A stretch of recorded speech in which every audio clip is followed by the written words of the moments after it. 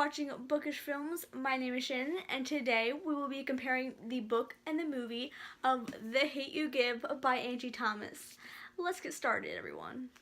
So, essentially, The Hate U Give is a YA contemporary novel that follows a teenage girl named Star.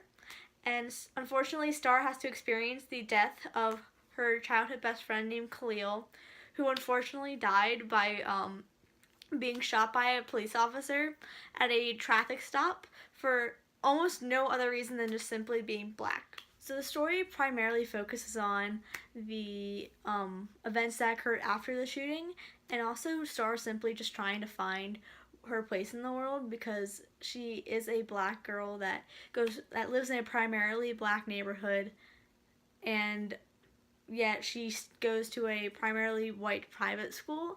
So it's and has a white boyfriend. So it's a lot more difficult for her because she is seen as a traitor or uncool in the black community, but she is seen as cool in the white community. So she has a difficulty deciding who she should identify with and who she should lay her trust in. So it's a huge mental game for her, and having to deal with that on top of the death of her best friend does really weigh on her, and it's a very difficult experience for her. And the nice thing about the book and the movie is that they are definitely more relevant to today's society, because like the whole white police officer shooting a black person is very, very relevant and has been very popular in years, like in the news in years past. So I think that's a very good thing to definitely speak out about, and it is just a generally heartwarming but also heart-wrenching novel that can really get you to understand the perspective of both sides, because it doesn't like criminalize anybody in a sense, because like everybody has their issues in this book. There's not one side that's right or wrong. It's just that what's right and wrong in the moment is what matters, and you shouldn't be showing favoritism to one side or the other because of their skin color or because of their criminal record or whatever it may be. So it's very interesting read, and this is probably the first book that I read that I was completely interested in. I was completely involved when I was reading it. It got me from the start. It kept me going through it. There wasn't any point where it dragged and slowed, so it was really nice. And same with the movie. The movie was the movie followed to the book. It was really great for the most part, at least, because are some parts that obviously when you transfer a book to the movie, there are going to be some things that are left out, and that's just how things are. That's kind of how things have to go when you're filming a movie. So like there's one whole character that they removed from the movie for the movie, but that's okay. Like that happens from time to time. So what are you gonna do? And one thing that I thought the movie kind of lacked a little bit was some characters that I really loved in the movie. The acting was great, especially with Star's dad, Star herself, and her brother Seven. Those were great. I love those actors. They were phenomenal. They really got you in the feels. They really, really did well. But on the other hand, for characters like her boyfriend Chris, played by KJ Apa, his acting was a little so-so. I wasn't too big a fan of it. His character definitely came off cheesier in the movie than I thought he was in the book.